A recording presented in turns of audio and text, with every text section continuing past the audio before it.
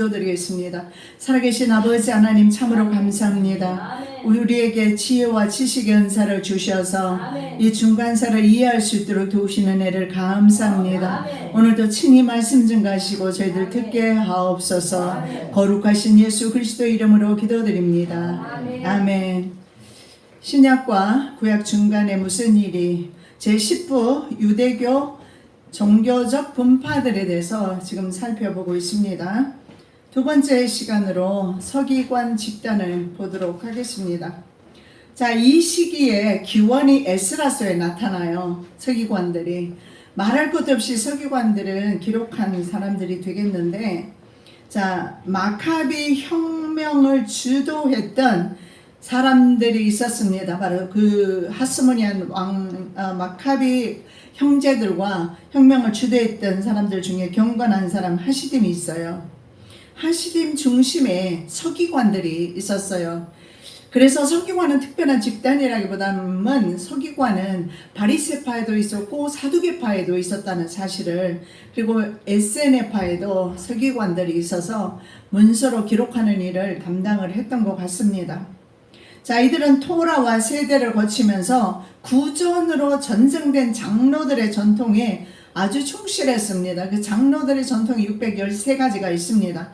정통적이고 율법적이고 엄격한 삶을 살았던 사람들입니다.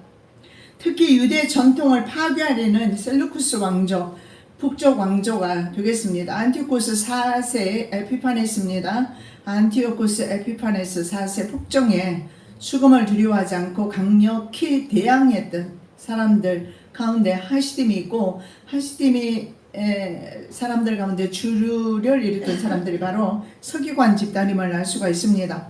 자, 포로 귀환 후에 왕정 국가가 없어졌습니다. 그래서 율법과 왕정 국가가 없어지면서 당연히 제의도 없어지게 됩니다. 그래서 율법과 기도 중심의 종교 생활로 바뀌게 돼요. 과거에는 동물 제사를 드렸지만 이제는 국가가 없어져서 동물 제사를 드릴 수가 없게 된 겁니다. 그래서 당연히 말씀 중심으로 돌아가는, 오히려 이제 말씀으로 오신 예수님, 요한복음 1장에 말씀이 육신이 되어 우리 가운데 거하신 예수님, 그 예수님을 오히려 이제는 준비하는 그런 과정이 바로 말씀 중심이 아닌가 싶습니다. 자, 바벨론 포로기 동안 유대인들은 성전 없이도 율법을 지킴으로 신앙생활이 가능하다는 사실을 배우게 됩니다. 그래서 학사며 제사장이었던 에스라가 이 전통을 이스라엘 백성들 마음속에 확실하게 새겨줍니다. 말씀 생활할 수 있도록. 왜냐하면 에스라 학사가 돌아봤을 때 느헤미야와 포로 귀한 자들을 만났을 때 그들이 그 말씀에서 떠난 삶을 살고 있었기 때문에 그들에게 말씀대로 살 것을 촉구했던 겁니다. 자, 그래서 서기관 학교가 생겨나게 됐는데, 이 서기관 학교는 국가가 아닌 유명한 서기관 개인이나 아니면 가문을 중심으로 세워지게 됩니다. 자, 이런 구약 서기관 전통이 신약 시대에는 어떻게 계승되느냐 하면 탈무드 많이 들어보셨을 겁니다. 마소라 전통으로 계승됩니다. 그래서 좀 이따 살펴보겠습니다. 자, 에스라 이후 기록에 나타나는 서기관으로는 기원전 180년경에 제사장 겸 서기관으로 수많은 제자들을 거느렸던 그런 개인이 있었어요. 예루살렘 사람 벤시라 아주 유명한 사람입니다. 집에서 38장 24절에서 34절에 그 내용이 나와 있어요. 자, 그리고 집에서 외경입니다. 51장 23절에 보면 배우지 못한 사람들아 나에게로 와서 내 학교에 들어오느라, 바로 벤시라의 그 말이 기록되어 있는 것을 보게 돼요. 그래서 유대인들은 어제 오늘의 일이 아닌 참으로 오래전부터 배우는 것을 굉장히 중시 여겼다는 사실을 알 수가 있습니다. 오늘날 우리 한국의 자녀들에 대한 그 학구열이 대단한데, 사실은 이스라엘은 벌써 기원 전부터 이 공부에 대한 학구열이 대단했는데, 그것은 세상 학문이 아닌 바로 하나님의 말씀에 대한 연구였습니다. 아멘. 회원들은 대부분 평민 출신들로 장로, 현인, 랍비 등으로 불렸습니다. 백성들에게 당연히 존경을 받았고 백성들에게 많은 영향을 끼쳤습니다. 자, 주로 평민 출신 서기관들은 당연히 바리새파에 속하게 됩니다. 왜냐하면 바리새파 사람들이 평민이 많았어요. 그리고 제사장 출신의 서기관들은 귀족 출신으로 구성되어 있는 사두개파에 속하게 됩니다. 자, 예수님 당시에 서기관들이 유대교에 굉장히 큰 영향력을 행사를 해요. 그래서 복음서에 예수님을 공격한 핵심 그룹이 바로 이 바리새파 서기관들이었음을 알 수가 있습니다. 자, 이 서기관이라는 단어가 공간복음에 총 57회 나타나는데 이 중에서 21번은 사두개파 서기관, 제사장과 관련된 사두개파 서기관이고 18번은 바리새인들, 바리새파 서기관들이 될 것입니다. 연관지어 있는 걸 봅니다. 마가복음 2장 16절 한번 보시겠습니다. 바리새인의 서기관들이 예수께서 주인과 세리들과 함께 잡수시는 것을 보고 그 제자들에게 이르되 어찌하여 세리와 주인들과 함께 먹는가? 자, 바리새인의 서기관들이라고 말씀하고 있습니다. 바리새파 지도자 그룹의 서기관들이 예수님과 많이 논쟁을 벌였다는 사실을 보게 되는데 예수님도 마태복음에서 모두 7번이나 이들을 저주하는 내용이 나와 있어요. 그래서 예수님의 가장 큰 책망의 대상이었던 사람이 바로 바리새파 서기관이었던 사실을 알 수가 있습니다. 마태복음 23장 2절에서 3절입니다. 서기관들과 바리새인들이 모세의 자리에 앉았으니 그러므로 무엇이든지 저희의 말하는 바는 행하고 지키되 저희 하는 행위는 본받지 말라. 저희는 말만 하고 행치 아니하며. 그래서 바리새인이라고 이름이 붙여지는 것 같습니다. 왜냐하면 바리새인의 이름 중에 폰시아라는 그런 단어에서도 유래되었을 수도 있다고 말하지만 바리새라는 말 속에는 외식하는 자들이란 그런 의미가 아주 강하게 부각됩니다. 그래서 저들의 말씀, 저들의 행하는 바는, 저들이 말하는 바, 그게 뭐겠습니까? 바로 하나님의 말씀은 듣고 행하지만 행위는 전혀 본받을 게 없다. 그러니까 외식에 치우쳐서 헐의 허식과 종교적인 모습만 있다라는 사실을 알 수가 있습니다. 그 안에 하나님의 말씀에 생명이 없다는 겁니다. 자, 서기관들은 바리새파나 사두개파 등 각 집단의 필요나 요구에 따라서 중용되거나 해고되었다는 사실을 보게 됩니다. 그래서 서기관은 바리새파나 아니면은 사두개파처럼 집단적인 힘은 가지지는 못했어요. 각자의 능력에 따라서 그리고 관심에 따라서 바리새파나 사두개파는 들어가기 힘들었습니다. 귀족이 아니면 들어갈 수가 없었기 때문에. 혹은 에스네파 등의 종파에 소속되었습니다. 그래서 일부 서기관들 중에는 출세해서 굉장히 부를 누렸던 사람도 있지만 그러나 이 일부 서기관들이 유대 공동체의 지도자가 되기도 했지만 그러나 권력에서 소외되었던 사람들이 서기관들이 있었는데 이들은 참으로 경제적 어려움을 당하면서 어렵게 살았다는 사실을 볼 수가 있어요. 자, 예수께서 마태복음 23장에서 바리새파 서기관들이 무거운 짐을 묶어서 사람의 어깨에 쥐어주고 자신들은 한 손가락도 움직이지 않는다. 그리고 모든 행위를 사람에게 잘 보이기 위해서 노력하고 있다는 것을 신랄하게 비판한 내용이 23장에 나와 있어요. 그래서 서기관들이 어떤 삶을 살았는지 잘 보여주고 있습니다. 자, 경문을 넓게 했다 했는데 부적이나 매주자 같은 성구함이에요. 매주자는 주로 문 앞에다가 달아놓습니다. 그 안에 바로 신명기 쉐마의 말씀 6장에 나와 있는 4, 5절의 말씀을 안에 기록해 놓고 있습니다. 이스라엘아 들어라 하는 말씀이죠. 그 말씀을 매주자의 집 앞에 걸어놓기도 하고 부적같이 경문은 바로 부적같이 몸에 가지고 다녔던 것입니다. 그리고 또 옷수를 크게 합니다. 자신이 바로 서기관이다, 바리새인이다 하는 것을 드러내기 위해서 옷차림으로. 그리고 이들은 잔치에 가면 상석에 앉아요. 예수님은 뭐라고 합니까? 상석에 앉지 말라라고 합니다.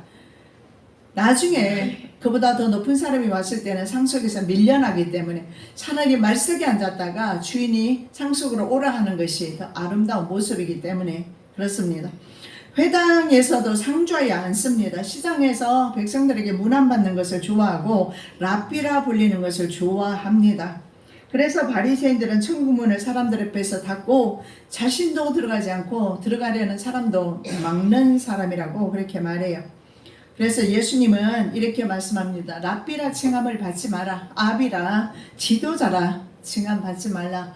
그래서 이 지도자의 삶이 굉장히 중요한 것 같아요. 지도자의 삶은 삶의 모범이라는 것을 보여야 되기 때문에. 자, 지도자 그룹에는 성경의 지혜를 가르치는 힐렐과 샴마이라는 학파가 있었어요. 에스라 느헤미야 시대부터 구약 성경에 대한 깊이 있는 연구와 재해석이 이루어집니다.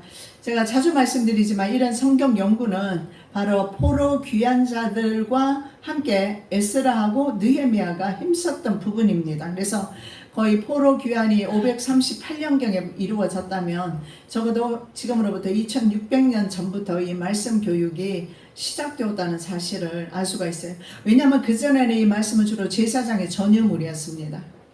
그러다가 이제 중세시대에 가톨릭 교회가 성경을 또 이제 신부들만의 전유물로 가지게 되면서 일반 국민들에게, 백성들에게는 말씀이 전파되지 않습니다. 그러다가 마르틴 루터가 1517년에 종교개혁을 하면서 95개조 종교 반박문을 붙이면서 종교개혁을 하면서 또 더불어서 바로 그 라틴어로 되어서 일반인들은 주어도 읽지 못하는 라틴어 성경을 바로 독일말로 번역하면서 일반 이제 백성들도 성경을 접하게 된 거예요. 그래서 우리가 성경을 항상 내 손에 잡을 수 있고 읽을 수 있고 묵상할 수 있는 것은 크나큰 기적이며 은혜며 과거 시대에 비춰봤을 때 우리가 말씀을 늘 가까이 둘 수 있는 것은 정말 하나님의 크신 은혜다. 특히 이 기록된 말씀 말입니다. 정경화된 말씀을 가지고 있는 것은 크나큰 은혜입니다. 에스라와 느헤미야 이런 학사들의 노력의 결과라는 사실을 알 수가 있는데, 자, 그때부터 구약 성경에 대해서 깊이 있는 연구와 재해석을 하게 됩니다.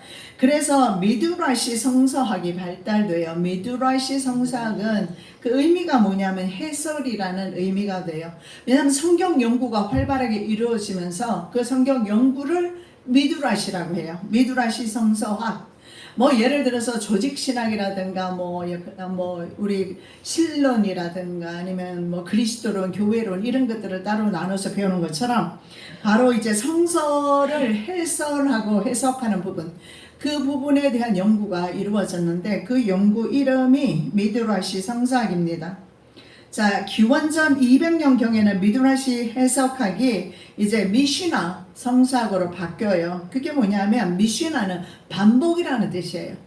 그래서 미시나 성서학으로 변천되는 것을 보면서 보게 됩니다. 그리고 유대와 로마 전쟁, 유대-로마 전쟁 이후에 유대 전통을 중시하는 율법학자들이 주로 갈릴리 혹은 바벨론 지역에서 계속 활동을 합니다. 이 사람들이 활동한 결과 기원 후입니다. 주후 200년경에 구전 율법을 모아놓은, 구전으로 입으로 전해오는 율법을 모아놓은 미슈나, 이 미슈나라는 그 또 학파가 탄생하는데 미슈나가 편집이 돼요. 그리고 AD 400년경에 미슈나를 확대하게 됩니다. 그래서 그것을 편집한 것이 예루살렘 탈무드입니다. 그리고 AD 550년경에는 바벨론 탈무드가 집성됩니다. 그래서 유대인들의 종교생활에 절대적 영향을 끼친 것이 바로 탈무드였다는 사실을 알 수가 있어요. 그래서 우리가 탈무드 정도는 다 이해를 하고 알고 있잖아요. 이것이 바로 이 성서학의 발달로 말미암아 나오게 된 결집된 것임을 알 수가 있어요. 이후에 서기관들입니다. 율법 전문가인 랍비라고 불리죠. 서기관들의 활동은 기독교와 관계없거나 때로는 기독교와 경쟁자로 율법 해석에 초점을 맞춰 온 것이 사실입니다. 자, 그러나 대부분의 기독교 국가에서 예수 그리스도를 십자가에 못 박은 민족이라는 그 민족으로 지명되면서 많은 핍박을 받게 돼요. 이런 놀라운 그런 성서 해석학 같은 것을 발전시켰지만 예수 그리스도를 십자가에 못 박혔다는 이유로 개신교회가 주로 있는 그런 나라들에서 핍박을 받게 돼요. 이것은 바로 스스로 자초한 고난임을 알 수가 있는데 마태복음 27장 25절입니다. 백성이 다 대답하여 가라되 그 피를 우리와 우리 자손에게 돌릴지어다. 예, 자손들에게 피값을 갚게 했기 때문에 그렇습니다. 자, 이렇게 계속해서 다른 사람이 아닌 실제적으로 기독교회에 의해서 바로 이 유대인들이 박해를 받기를 시작합니다. 왜냐하면 유대 민족이 예수를 십자가에 못 박았기 때문에. 그래서 그런 물리적 저항은 열심파들이 주로 그 열심파들이 주도를 했습니다. 그러나 이 서기관들은 물리적 저항보다는 계속해서 율법 연구에 더 매진했다. 상황이 어려우면 어려울수록 더 거기에 대적하는 것보다는 하나님의 말씀 연구에 더 매진을 했다라는 겁니다.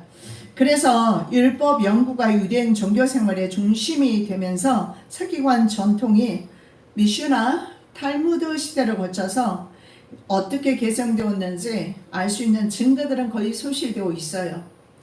소실되었지만 그런데 마소라 전통이라는 것이 이거 정말 중요한 겁니다. 마소라 전통이 현재 사용되고 있는 히브리 원어 성경의 기준이 됩니다. 왜냐하면 이 마소라 전통의 해석법을 통해서 마소라 전통을 통해서 우리가 히브리어 구약 성경이 나왔기 때문에 그렇습니다. 한국의 많은 그 부모들이 보니까 유대 교육법을 배우려는 노력을 하고 관심이 상당히 많아요. 그런데 여러분 그거 아셔야 돼요. 유대 교육법이라는 것은 바로 이런 하나님 말씀 교육이었다. 그들은 철저하게 세상 교육보다는 심지어는 그 게토라는 유대인 격리지구에서 쥐와 벼룩들과 그들은 함께 살면서도 말씀 가르치는 일. 그러니까는 누가 그 일을 맡았겠어요? 당연히 아비가 맡았겠죠. 아버지가 자녀들을 말씀으로 가르치는 일을 했다. 그래서 여러분 아직 독립 안 한 자녀들이 있으면 아버지가 그 아들들을 놓고 말씀 가르치는 거 좋을 것 같습니다. 아멘. 그렇게 해서 말씀을 아버지가 아들에게 전수해주고 그 아들이 또 손자에게 전수하고 이렇게 하면서 지금까지 말씀이 계승되어 왔고 우리가 지금 이 말씀을 보고 있는 거예요. 그래서 유대인이 원래 원 가지고 우리는 바로 접붙임 받은 사람으로서 바울이 말하죠. 교만하지 말라, 자고하지 말라 이렇게 말합니다. 원뿌리도 이렇게 찍혀서 없어지는 판에 하물며 접붙임 받은 너희들일까 보냐 이렇게 사도 바울이 로마서에서 말씀하는 것을 봤을 때 유대인이 이런 노력이 없었다면 우리는 아마 성경 말씀을 가지지 못했을 겁니다. 자, 우리가 현재 사용하고 있는 원어 구약 성경 39권으로 우리는 되어 있죠. 이것이 바로 마소라 전통이다. 그래서 이 마소라 전통은 우리가 꼭 기억하셔야 되는데 마소라는 전통 혹은 말을 전하다. 이런 의미가 있어요. 마소라라는 말 자체가 마소라 전통이라고 보통 부르지만 마소라 전통, 마소라는 말을 전하는 거. 그래서 히브리어 그 말 마사로에서 파생된 단어입니다. 말을 전하다. 그래서 마소라는 서기관들이 성경을 필사하고 사용하는 방법을 규제하는 전통이나 규칙을 가르쳐요. 그래서 어떻게 말씀을 필사하는지 그리고 사용하는지 이런 것들을 규제하는 법이 있어야 되잖아요. 그러지 않으면 마구잡이로 막 번역을 하거나 필사하거나 하기 때문에 그래서 마소라는 것은 서로 견제하는 겁니다. 견제해서 규칙을 만들어요. 그래서 성경 원문을 필사하고 사용하는 것과 관련된 일체의 모든 것을 통제하는 규칙인 것을 보게 됩니다. 자, 이제 그 내용을 좀 보면 우리가 이해하기 쉬워요. 옛날에 고대 유대인들은 모음이 없이 자음만으로 된 글을 기록을 했어요. 그래서 그 기록이 온전히 기록이 보존되어서 또 이렇게 후세에 남기기가 좀 어려웠을 겁니다. 그래서 구약 성경은 대부분 어떻게 했을까요? 암기하게 됩니다. 그래서 그걸 구전으로 전해주게 돼요. 그러면 어때요? 우리 말 이어서 이렇게 전달하기 한번 게임도 해보잖아요.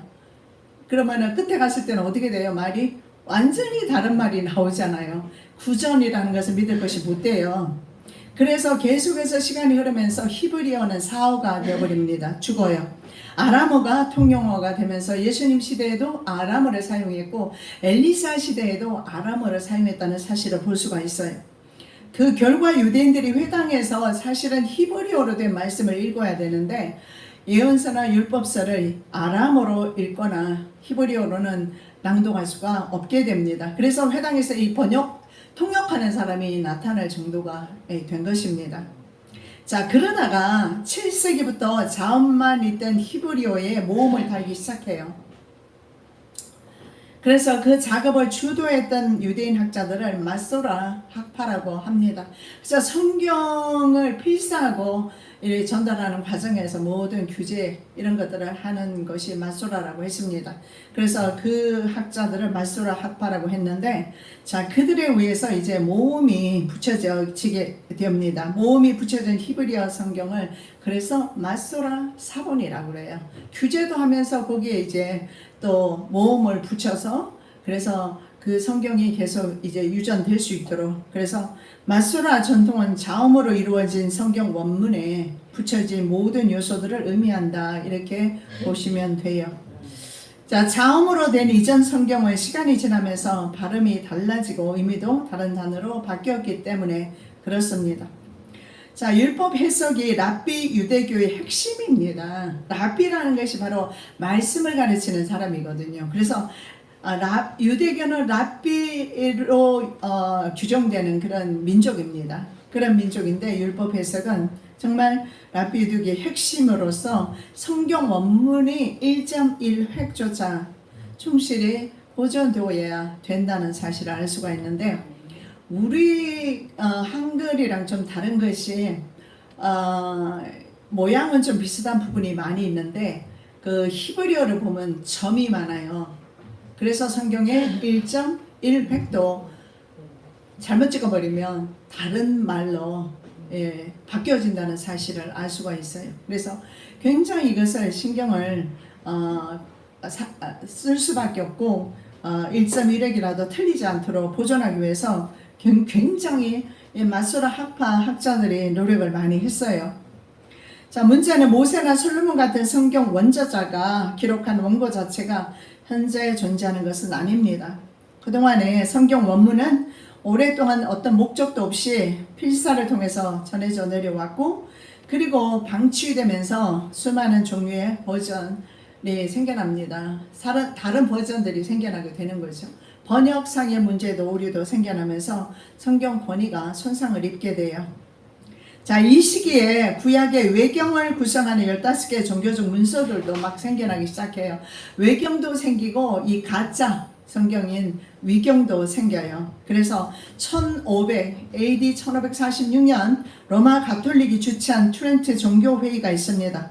이 중에서 12개의 외경이죠. 그 문서를 가톨릭 교회 정경으로 인정합니다.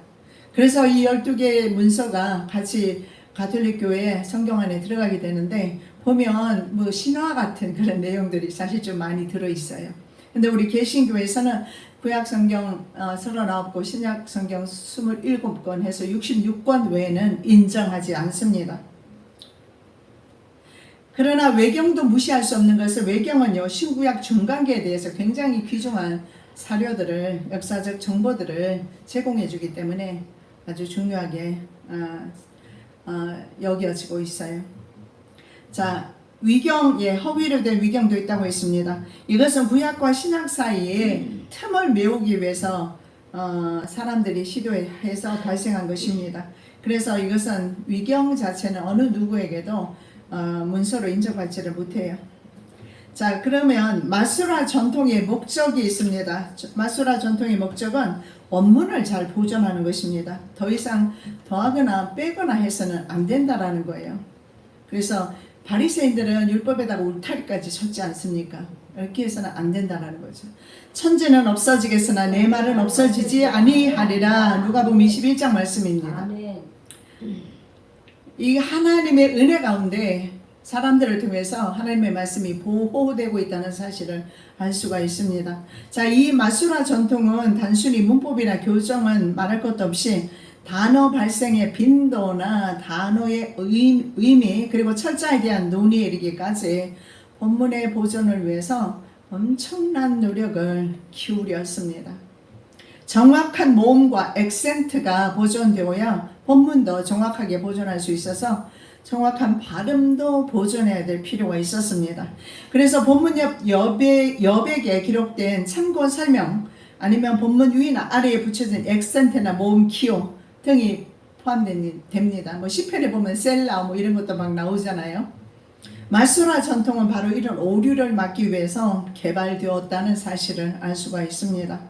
자, 마수라인들의 목적은 어떤 상황 속에서도 구약 성경의 순결성을 보호하고 보존해서 후손들에게 나눠주는 것이었어요. 신명기 6장 6절에서 9절 말씀입니다. 오늘날 내가 내게 명하는 이 말씀을 너는 마음에 새기고 내 자녀에게 부지런히 가르치며 집에 앉았을 때이든지 길에 행할 때이든지 누웠을 때이든지 일어날 때이든지 이 말씀을 강론할 것이며 너는 또 그것을 내 손목에 메어 기호를 삼으며 내 미간에 붙여 표를 삼고 또 내 집 문설주와 바깥문에 기록할지니라. 여러분, 우리 유대인들의 그 세계적인 성공을 부러워하면서 많은 유대인들의 교육을 모방을 해요. 그런데 철저하게 유대인들은 바로 오늘 주신 이 말씀에 순종한 탓입니다. 여기에 보면 마음에 새기고 자녀에게 가르치고 집에 있을 때든지 길에 행할 때든지 누웠을 때 일어날 때든지 말씀을 강론해라. 우리 아버지들 그렇게 하고 계십니까? 자식들마다 만나면 말씀으로 유대인들은 대화를 합니다. 하나님의 말씀으로. 철저하게 그들은요 말씀으로 교육받은 사람들이라서 그래서 이 말씀은 자녀들에게 창의력도 길러주고 탐구력도 주고 그리고 해박한 지식을 주고 산천초목에 대한 모든 지식들을 전달해 주는 것이 바로 성경 안에 다 있거든요. 실제적으로. 예. 그래서 유대인들은 성경으로 만들어진 사람이다. 이렇게 보셔야 돼요. 근데 모방할 그런 학문이 아니에요.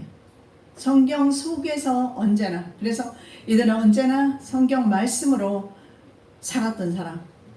물론 그것이 이제 외식에 치우쳐서 예수님께 많이 책망을 받았지만 그러나 성경 하나만큼 보존하고 말씀대로 살려는 노력은요 정말 전 세계에서 탁월합니다. 그래서 모든 국가가 강대 국가에 의해서 점령당했을 때 정신력이라든가 언어라든가 아니면 종교는 말할 것 없이 말살당해요. 그러나 어떻습니까? 유대교는 끝까지 살아남아요. 그 오랜 세월 동안 말입니다. 이유가 뭘까요? 바로 말씀입니다. 자, 이러한 말씀에 순종하는 노력으로 오늘날 우리는 표준화된 히브리어 사본을 가지고 있게 되었습니다. 자, 히브리어 성경 사본 중에 가장 오래된 것이 쿰난 동굴에서 기원전 2, 3세기에 3세기, 2세기 경에 기록으로 추정되는 사회 사본 그것이 바로 쿰난 동굴에서 발견이 돼요. 그런데 그 다음에 AD 1800년경에 나온 것이 있는데 바로 그 레닌그라드 사본입니다. 마수라 사본들 중에 하나인데요. 레닌그라드 사본이 가장 온전하게 구약성경 본문 전체를 수록하고 있습니다. 그 연대가 AD 1800년경으로 원문에 훨씬 가깝게 베꼈다는 그런 인정을 받고 있어요. 그래서 이런 레닌그라드 번역 성경 사본도 있구나 정도는 여러분 알고 계시면 좋을 것 같아요. 자, 기원전 35년경에 두 개의 미시나 학파가 형성됩니다. 이들의 공로가 있습니다.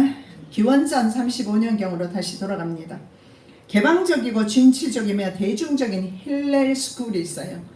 이 힐렐 학파가 있었고 그 다음에 엄격하고 급하고 엘리트 의식의 샴마의 스쿨이 있었습니다.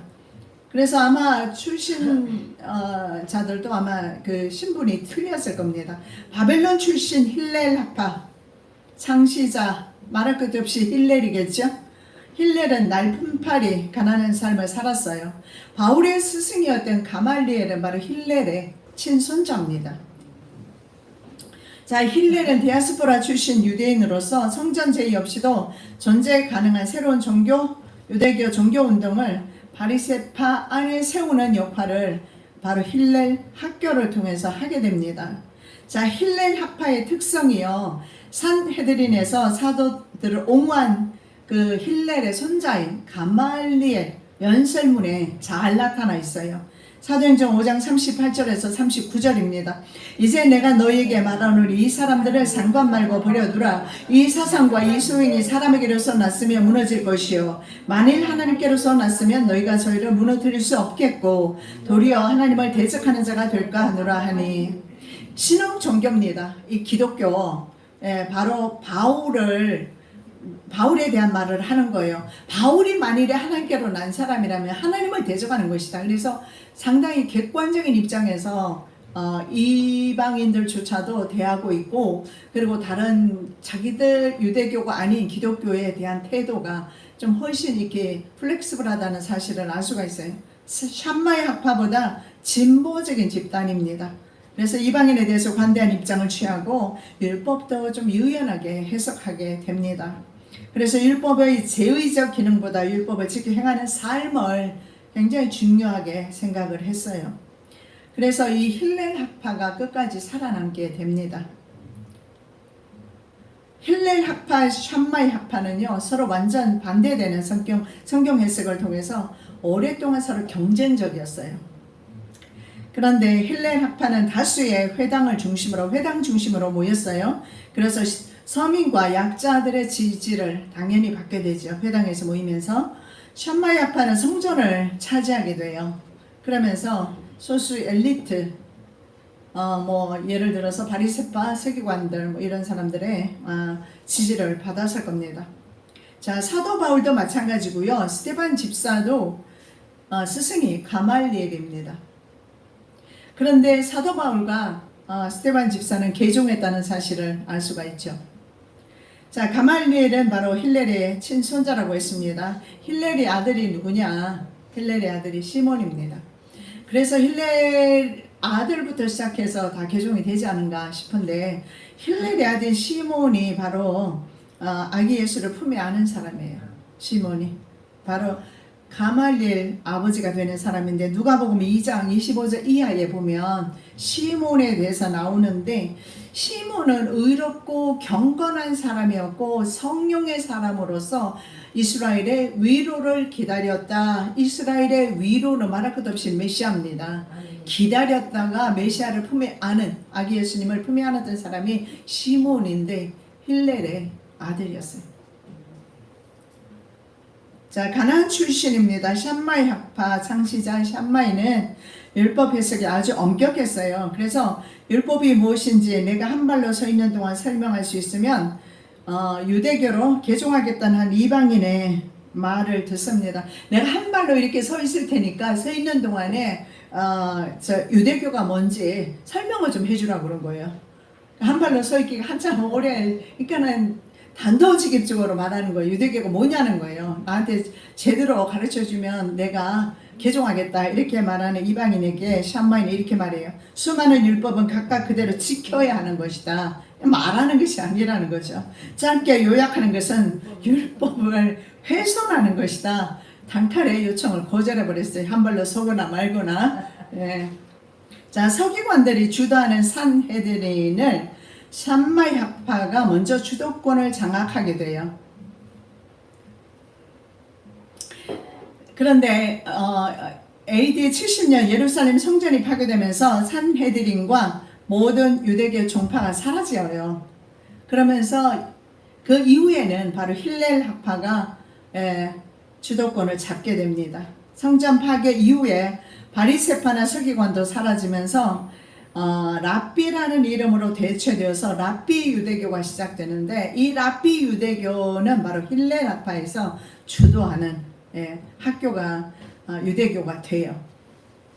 그래서 그때 이후에 랍비 유대교 힐렐 학파 성경 해석이 선택되면서 그 힐렐 학파의 그 성경 연구가 지금 현재까지 이른다라는 거예요. 자, 힐렐 학교에서는 서기관을 양성하지는 않았습니다. 그러나 고대 이스라엘의 폐쇄적이고 엄격한 서기관적 전통을 일반에게도 개방해서 율법, 문화, 예절, 윤리, 경건한 함 등을 원하는 사람들에게는 직접 가르쳐 주었어요. 자, 힐렐은요 자신의 수입의 절반을 성서학교 수업료로 냈습니다. 그런데 한 번은 수업료가 없어서 학교에 들어가지 돈을 내야 학교에 이제 갈 수 있는데 돈이 없으니까 못 갔어요. 그래서 청지기가 학교 청지기가 못 들어오게 합니다. 그래서 어디로 갔느냐면 학교 꼭대기로 올라갔어요. 학교 꼭대기는 햇빛이 들어오게 하기 위해서 아무래도 투명하게 해놨던 것 같습니다. 거기에서 안에 들여다보면서 이제 말씀을 배우기 시작했는데 그때 눈이 와서 완전히 몸이 눈에 다 덮여버렸습니다. 그러면서 자기가 그렇게 몸이 얼어가는 줄도 모르면서 거기에서 말씀에 집중을 했을 정도로 힐렐의 집중력은 대단했던 것 같아요. 이런 사람들이 유대인이에요. 그래서 그 다음날 공부를 하려고 보니까 천정이 깜깜해요. 그래서 사람들이 올라가 봤더니 거기에 엎어져 있는 힐렐을 보게 됩니다. 그래서 끌어내려서 안식일 날입니다. 하필이면 그날. 그래서 안식일 날은 사람 구하면 안 되거든요. 사람도. 그런데 안식일이지만 힐렐을 발견하고 안식일법 위반을 하면서도 몸을 녹이고 음식을 주었다라는 유명한 일화가 있었고 이 일화에 대해서 예수님도 알고 계셨다라는 거예요. 저에게 이르시되 안식일에 선을 행하는 것과 악을 행하는 것, 생명을 구하는 것과 죽이는 것 어느 것이 옳으냐 하시니 저희가 잠잠하거늘. 왜냐하면 힐렐이 그렇게 구원받은 것을 알거든요. 안식일에. 원래는 안식일에 그 사람 구하면 안 돼요. 그냥 내일까지는 내버려 둬야 돼요. 근데 내일까지 두면 이제 죽게 생겼으니까 내려왔단 말이죠. 그러면 그것을 예수님이 알고 계시면서 안식일에 한편 손 마른 사람을 고쳤다고 해서 바리새인들의 공격을 받았어요. 그랬을 때 예수님은 이 힐렐의 사건을 기억하면서 안식일에 선을 행하는 것이 맞느냐 맞지 않느냐 유대인들을 공격한 것입니다. 자, AD 66년에서 70년 제2차 유대-로마 전쟁과 그리고 AD 132년 에서 135년까지 제2차 유대-로마 전쟁 2차라고 할 것도 없습니다. 그때는 1차에서 거의 다 함락되었기 때문에 어쨌든 2차 유대-로마 전쟁에서 피한 유대인들은 모두 예루살렘에서 추방돼요. 왜냐하면 2차로 130년 경되니까 또 반란을 일으켜요. 그러니까 그때는 이제 이스라엘 땅에는 한 명도 살지 못하게 하고 다 추방을 하게 됩니다. 자, 이러한 상황은요, 기원전 586년에 솔로몬 성전이 무너지고 바벨론의 포로로 붙들려 갔을 때 이미 체험했던 것을 이스라엘은 또 AD 70년에 헤롯 성전이 파괴되면서 다시 경험을 했어요. 더 이상 희생 제물을 드리는 제사를 드릴 수 없게 됩니다. 그래서 이후로 유대인들의 종교적 삶에 큰 변화를 가져오게 됩니다. 그래서 모든 정치적, 군사적 저항 대신에 종교 생활에 몰두하게 되는 것을 보게 돼요. 자, 바벨론에서 행했던 율법 연구와 기도가 바벨론 포로 귀환 후에 스룹바벨 성전이 지어졌을 때 성전 제사가 스룹바벨 성전이 지어졌으니까 제사가 회복이 되었겠지요. 그래서 성전 제사도 드렸고 율법 연구도 그리고 실천도 함께 병행했다는 사실을 볼 수가 있어요. 유대인들은 지금도 제3성전이 건축되기를 기다리고 있어요. 그러면 동물 제사를 드리겠다는 겁니다. 예수님이 이미 동물이 되셨는데 말이죠. 예수님이 동물 대신에 희생을 해드렸기 때문에 동물 제사가 필요 없지만 유대인들은 지금도 동물 제사를 드리려고 준비해두고 있습니다. 자, 그래서 에스라가 세운 이러한 전통이 헤롯 성전 시대까지 지속되었어요. 그러다 온전히 율법에만 초점을 맞추는 생활을 하던 바벨론의 전통이 다시 시작되었는데 이제 AD 70년 유대 로마 전쟁 때문에 이런 그나마 하스모니안 왕조가 또 이어지고 하면서 이런 하나님께 드리는 제의가 많이 부활됐지만 그러나 완전히 제의가 없어지게 된 것은 AD 70년에 성전이 또다시 헤롯 성전이 파괴되면서 그들은 그 다음부터는 동물 제의는 전혀 드리지 못하게 돼요. 그리고 오직 율법에만 초점을 맞추게 됩니다. 그래서 사두개인들도 당시에 이제 성전을 무대로 삼아서 활동했던 사람들이 누구였습니까? 제사장들도 포함되지만 사두개인들이 성전 중심으로 모였다고 그랬습니다. 바리새파 이런 사람들은 바로 회당 중심으로 모였고, 그러다 보니까 성전이 헤롯 성전이 없어지면서 AD 70년에 당연히 사두개파 사람들의 역사에서 사라지고 오히려 율법 기도에 초점을 맞추게 되는 사두개파가 아닌 사람, 오히려 바리새파도 물론 없어졌지만 이렇게 종교 말씀에만 매진하는 그런 일들에 유대인들이 초점을 맞추게 돼요. 그러면서 오히려 바리새인들이 살아남는 걸 보는데, 왜냐하면 이런 급변하는 변화 속에서 중심적 지위를 홀로 차지하게 된 것이 바로 율법 실천을 중시했던 바리새파였습니다. 그래서 이들을 랍비 유대교라고 합니다. 랍비 유대교.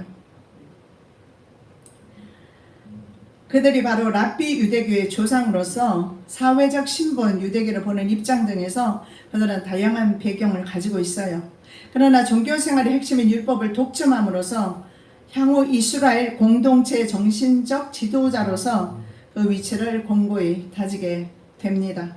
그래서 바리새파 서기관들은 유대 전통을 고수했지만 사두개파 서기관들은 유대교와 헬레니즘 문화에 동화되었던 그런 사람들이었어요. 그래서 서기관들은 이외에도 에세네파 그룹에도 있었지만 그 그룹의 관점에서 성경을 따로 해석했다는 사실을 보게 되면서 이 사두개인들, 사두개파라든가 바리새파의 서기관들이 흩어져서 말씀 중심으로 끝까지 이들은 생존을 하는데, 먼저 사두개파가 귀족 층이잖아요. 성전이 없어지면서 먼저 없어지고, 그리고 그 다음에 좀 남아 있었던 것이 바리새파 서기관들이었던 것 같습니다.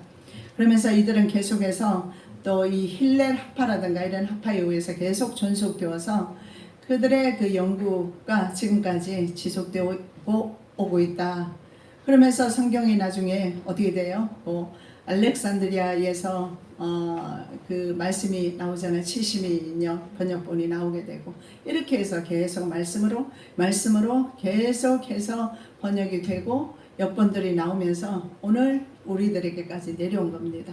바로 유대인들이 고맙지요.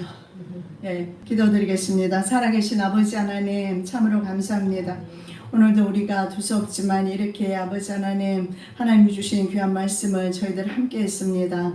아버지, 이 말씀 붙들고 우리가 승리하게 도와주시고, 특히 이 하나님의 말씀이 어떻게 보존되었는지 이렇게 유대인들을 통해서 잘 보존되고, 그 보존된 말씀들이 우리들에게 이렇게 귀한 말씀으로, 번역된 말씀으로 우리들에게 주어졌습니다. 주님의 그 주신 은혜와 사랑을 감사드리오며 거룩하신 예수 그리스도의 이름으로 기도드립니다. 아멘. 하늘에 계신 우리 아버지여, 이름이 거룩히 여김을 받으시오. 나라 임하옵시며 뜻이 하늘에서 오늘날 우리에게 일용할 양식을 주옵시고, 우리가 우리에게 죄 지은 자를 사하여 준 것 같이 우리의 죄를 사하여 주옵시고, 우리를 시험에 들게 하지 마옵시고 다만 악에서 구하옵소서. 내게 나라와 권세와 영광이 아버지께 영원히 있사옵나이다. 아멘. 아멘. 수고하셨습니다.